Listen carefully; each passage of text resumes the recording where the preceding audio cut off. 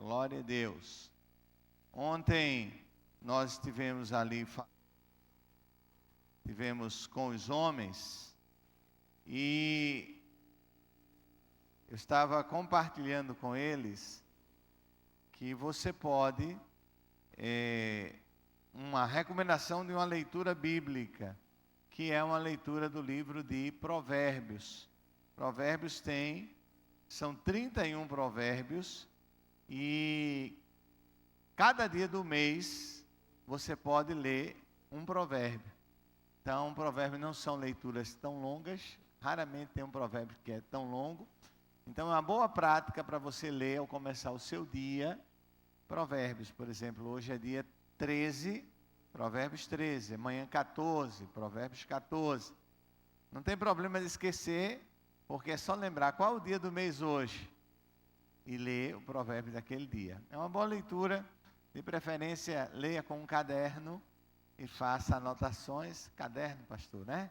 Faça anotações no meu celular. Ah, tá bom. Então faça anotações no seu celular, no seu bloco de notas, sem nenhum problema, tá bom? Mas se você ainda é da época de um bom caderno, não dispensa um bom caderno. Um bom caderno sempre ajuda, né, Osés? Uma boa agenda está conosco, é sempre bem-vinda. Mas eu não vou falar sobre provérbios hoje. Eu quero trazer um tema que é bem atual para nós, que é como obter forças para enfrentar os problemas. Como obter forças para enfrentar os problemas. Talvez você já tenha dito a seguinte expressão: eu estou sem forças para enfrentar os problemas. Ou, os problemas são maiores do que eu. Os problemas são maiores que eu. Quantas vezes, talvez você já não tenha dito isso? Ah, pastor, os problemas são grandes demais. E vamos ler João, é um texto bastante conhecido, João 16 e 33, palavras de Jesus Cristo, o nosso Mestre, o nosso Senhor, aquele a quem nós seguimos, aquele que é o caminho, a verdade e a vida. A Ele nós devemos ouvir, obedecer e seguir. Falei estas coisas para que em mim vocês tenham paz. No mundo, vocês passam por aflições, mas tenham coragem, eu venci o mundo. Eu venci o mundo. Há um jardim na França, e eu não sei, eu estudei francês apenas na 5ª e na 6ª série. Era uma época que 5ª e 6ª a gente estudava francês, 7ª e 8ª a gente estudava inglês. Depois baniram francês do currículo, né? Baniram francês do currículo e ficou só inglês. Mas eu ainda dei uma estudadazinha em francês, dá para saber os dias da semana, dá para contar de 1 até 30, algumas frases curtas. E aí tem um jardim, eu não sei se a palavra em francês, eu acredito que a pronúncia não seja essa, mas o português me dá o direito de ler em português a palavra de qualquer idioma. Então, perdoe-me se tem alguém versado no francês, depois do culto pode me procurar e dizer: pastor, a pronúncia é essa, tá bom? Eu vou agradecer para você. Então, no jardim de Tulérias, não é tulipa, é Tulérias, no jardim de Tulérias, e eu fui na internet olhar esse jardim, é um jardim muito bonito, não conheço esse jardim, é um jardim muito bonito, e lá nesse jardim, em Paris, tem uma estátua de uma bailarina, e aquela bailarina, ela está com o rosto coberto, como uma máscara. Quando você está de frente para aquela bailarina em uma certa distância, você tem a impressão de que aquela bailarina está sorrindo. Quando você vai se aproximando daquela bailarina, daquela estátua, você observa que ela está com uma expressão grande de dor. De longe, você olha para a estátua da bailarina e você vai ter a impressão que ela está sorrindo, que ela está escondendo um sorriso. De perto, você vai verificar que aquela bailarina está escondendo uma expressão de dor. E essa bailarina, ela quer mostrar ao público um rosto sorridente, mas, na realidade, ela está consumida por uma profunda dor. E, meus irmãos, a condição da humanidade que procura mostrar sua alegria, nós falamos hoje de manhã nos Guerreiros de Oração sobre alegria, mas não essa alegria do mundo, a alegria que está em Cristo, mas no mundo as pessoas querem mostrar uma alegria. A humanidade, ela tem procurado falsear uma alegria, apresentar uma alegria, fabricar uma alegria, e na realidade, aquela aparente alegria, ela quer esconder uma profunda ferida causada pelo pecado.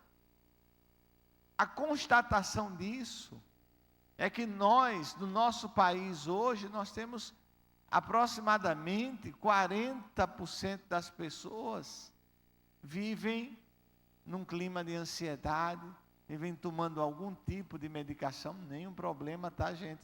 Se precisar tomar medicação, tome. Crente toma medicação.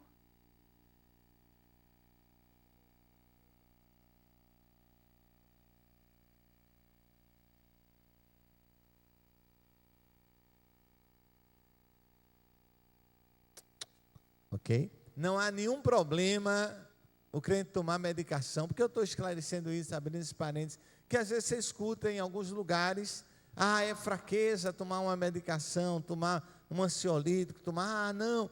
Gente, nós somos humanos. Deus deixou profissionais para cuidar. Então, se é preciso tomar um medicamento, tome, não tem nenhum problema. Ele vai te ajudar. Isso não impede você de orar, não impede você de buscar o Senhor, não impede nada disso. Então, se Deus deu sabedoria aos homens, nós precisamos nos submeter a esta sabedoria. Então, na realidade, o homem, ele vive em fuga do seu próprio sofrimento, da sua própria dor, do seu próprio vazio. Hoje nós não escutamos muito falar no vazio do ser humano, mas durante muito tempo nós ouvíamos muito falar sobre este vazio. E se não me falha a memória, era Blaise Pascal que dizia que todo homem tem um vazio dentro de si que somente Deus pode preencher.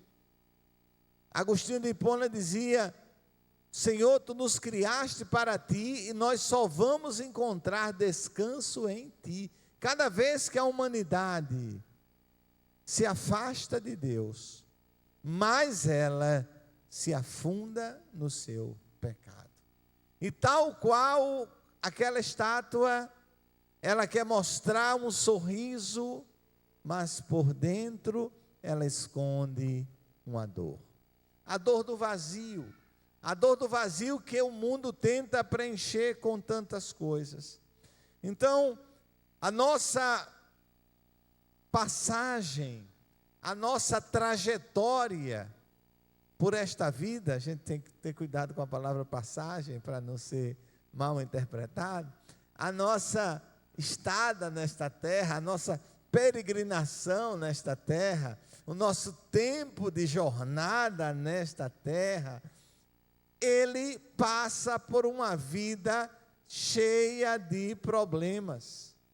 Veja o que nos diz Eclesiastes 2:23. Coloca aqui para a gente. Porque todos os seus dias são dores, e a sua ocupação é aflição. Até de noite não descansa o seu coração. Também isto é vaidade. Isso é um retrato de uma sociedade distante de Deus. Isso é um retrato de uma pessoa distante de Deus, que não encontra paz. Jesus é a nossa paz. Mas nós, como crentes, nós também passamos por lutas. Hino 454 do Cantor Cristão. Temos por lutas passadas as mais terríveis, cruéis, mas o Senhor tem livrado dela os seus servos fiéis. Ah, pastor, eu aceitei Jesus e agora meus problemas acabaram. Olha, agora você tem Jesus Cristo para lutar com você. Agora você tem Jesus Cristo para lutar com você, né? Isso me faz lembrar uma história antiga de um homem, e ele era muito briguento. Ele era alguém forte, e ele se prevalecia de ser forte, e ele brigava, era o que a gente chamava de arruaceiro, ele brigava muito. E este homem se converteu, ele entregou a vida dele para Jesus. E quando os inimigos dele, aqueles que ele intimidava, souberam que ele se converteu, aí disse: a gente vai pegar ele hoje quando ele sair da igreja. E ele estava dirigindo o culto, e quando ele olha assim de frente para a porta, está lá 2 homens com um pedaço de pau na mão, olhando para ele. E ele prosseguiu lá. Num dado momento ele olhou e disse: olha, vocês 2 que estão aí na porta, deixa eu dizer uma coisa para vocês. Eu não era crente, Jesus não me ajudava, eu dava em 2 ou 3. Hoje eu sou crente, Jesus me ajuda, eu não sei quantos eu dou não. Os camaradas foram embora, né? Desistiram. A gente, como crentes, a gente enfrenta lutas também. A gente não está livre de lutas, mas Jesus vai estar conosco em cada luta. Você vai encontrar crente em hospital, você vai encontrar crente em fase terminal, não é? Você vai encontrar crentes vítimas de doenças dessa vida, desse mundo. Jesus não prometeu nos livrar de tudo, nos botar dentro de uma redoma e dizer: olha, você não vai ter nudo. Não, o céu não é aqui.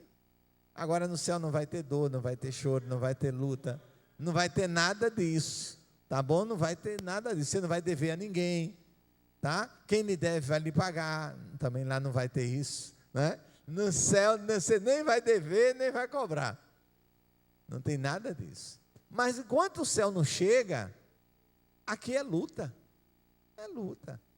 é luta com o vizinho, né? Às vezes o vizinho da direita, às vezes o vizinho da esquerda, às vezes é luta no trabalho. Eita, enfrentar aquele colega de trabalho, meu Deus, já vai para o trabalho dizendo: Jesus, ajuda, Jesus, meu Deus, como é que eu vou enfrentar aquela criatura hoje, né? Vai orando por ela, vai pedindo a Deus, né, que ajude, que dê a você longanimidade, benignidade. Mas é luta nessa vida, é luta, em todo lugar é luta, é aflição, mas Jesus vai estar com você em todos os momentos. Não deixa que o problema ele tome conta de você, mas recorra a Cristo para receber forças. Tem 2 formas da gente agir diante dos problemas.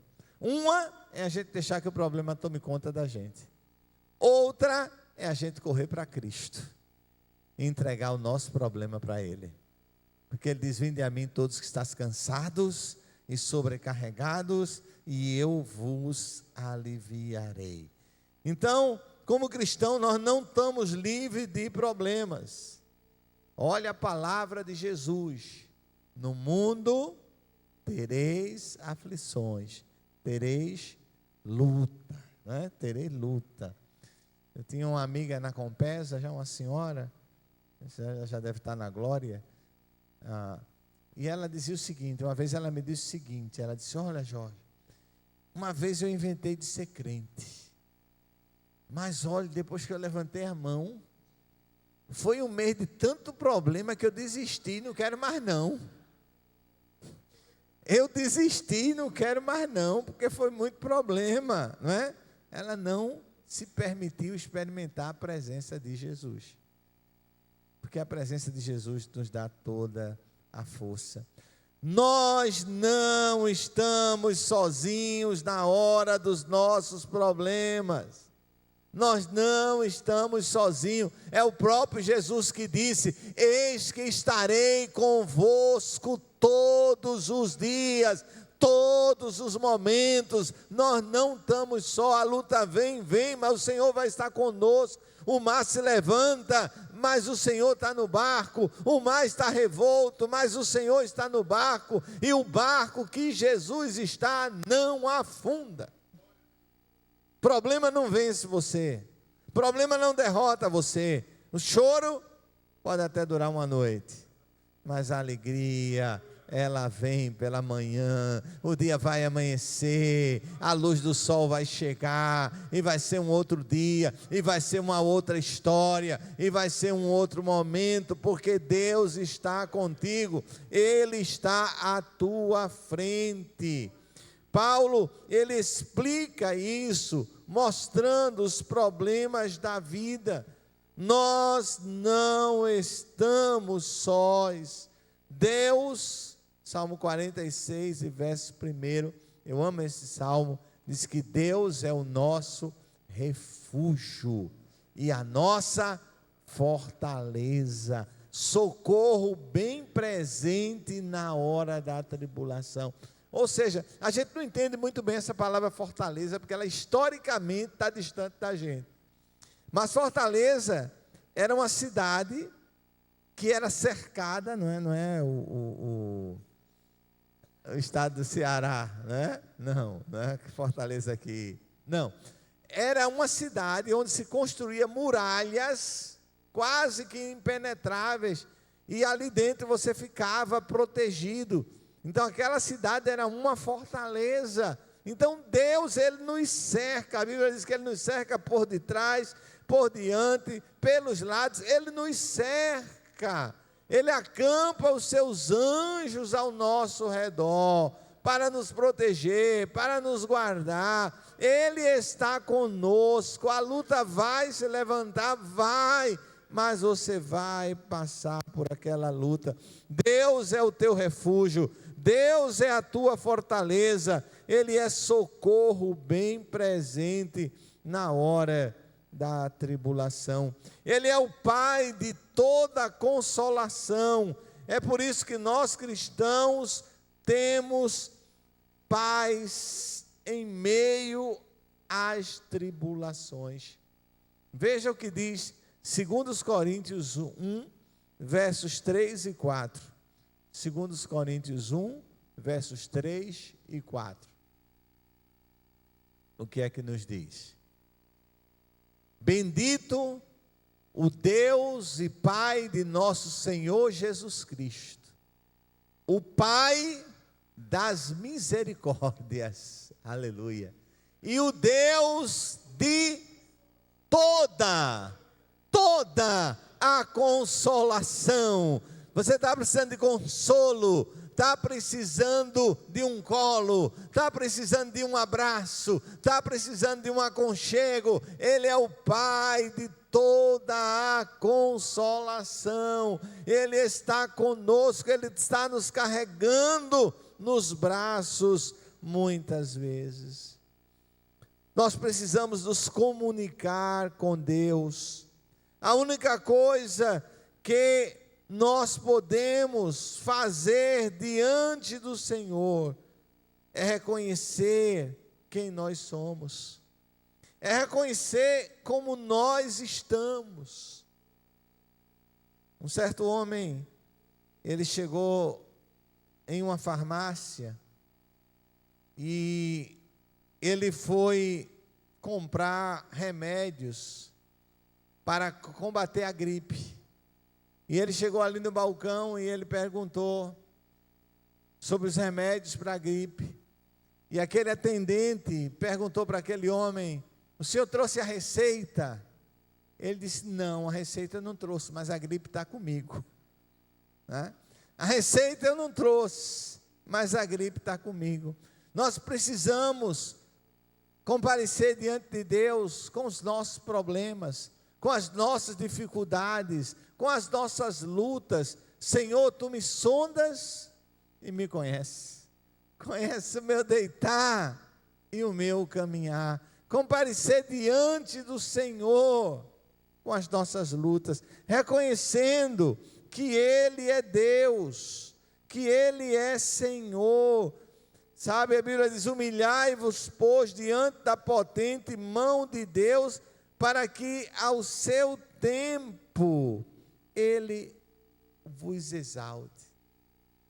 Às vezes, você está falando algo que ninguém está compreendendo. É comum com as crianças. As crianças, quando estão aprendendo a falar, é comum elas desenvolverem uma linguagem que é única delas. E a mãe é especialista em entender essa linguagem. Mãe é especialista. A criança chega lá, a mãe diz: ele quer isso. Agora, se a mãe não estiver perto, a gente vai sofrer, o menino vai chorar, fala, né? Fala, e blá, blá, blá. Mas a mãe, ela é especialista. Deus, Ele é especialista em nos entender. Sabe, às vezes muita gente não vai nos entender, mas Deus vai. Deus vai entender, Deus vai compreender a tua luta, Ele vai estar contigo na tua luta. Aí Ele sempre vai responder a uma oração sincera. Veja o que nos diz o Salmo 102 e o verso de número 17. Salmo 102 e o verso de número 17. Veja o que nos diz a palavra do Senhor. Salmo 102 e o verso de número 17. Ele atenderá a oração do desamparado e não desprezará a sua oração. Você está se sentindo sem amparo? Está se sentindo só? Deus atende a tua oração. Deus atende a sua oração. Ele está sempre pronto, sabe? Ele cuida dos seus pequeninos. Ah, pastor, mas eu sou tão pequenino. Mas Deus cuida dos pequeninos. Os pequeninos são preciosos para Deus, não é? A nossa oração, ela tem poder diante do Senhor. Creia que ela tem poder. Então ore, entre no seu quarto, cantamos aqui hoje. Entra no seu quarto, vai para o secreto, ora em nome de Jesus, ora com fé, e o Senhor vai responder a tua oração, o Senhor vai responder a tua luta, o Senhor vai responder a tua dor. Quando orar? Em todo tempo. Quando você está triste, você deve orar. Quando você está enfermo, você deve orar. Quando você quer dar graças a Deus, você deve orar. Para confessar os pecados, você deve orar. Devemos orar sempre. 1 Tessalonicenses 5,17 diz: orai sem cessar. Orai sem cessar. Porque Deus responde a oração. Quantos aqui já tiveram oração respondida por Deus? Levanta a mão. Olha aí, ó, glória a Deus, né? Ele responde. E como é maravilhoso quando Deus responde a oração. Ser surpreendido pelo Senhor, pela resposta da oração, é algo maravilhoso. Coloca o título da mensagem aí de novo. Quem está aí hoje é Robson, é Nildo. Como obter forças para enfrentar os problemas? Indo à presença de Deus, buscando o Senhor, reconhecendo as nossas limitações. Você não pode tudo. Você não pode tudo. Às vezes você quer resolver tudo sozinho, no teu braço, na tua força. Não é no teu braço, não é na tua força, é no teu joelho. Dobra o teu joelho, ora, você vai ver a resposta chegar mais rápido do que você pensa. Estou dizendo que toda resposta vai chegar rápido, mas vai chegar mais rápido do que qualquer outra maneira que você tentar. Então, a oração, ela faz milagre. E ela vai te dar forças para enfrentar os teus problemas e as tuas lutas. Convido nossos diáconos, diaconisas, os pastores, pastora, para estarem aqui à mesa. Hoje nós celebramos a ceia do Senhor.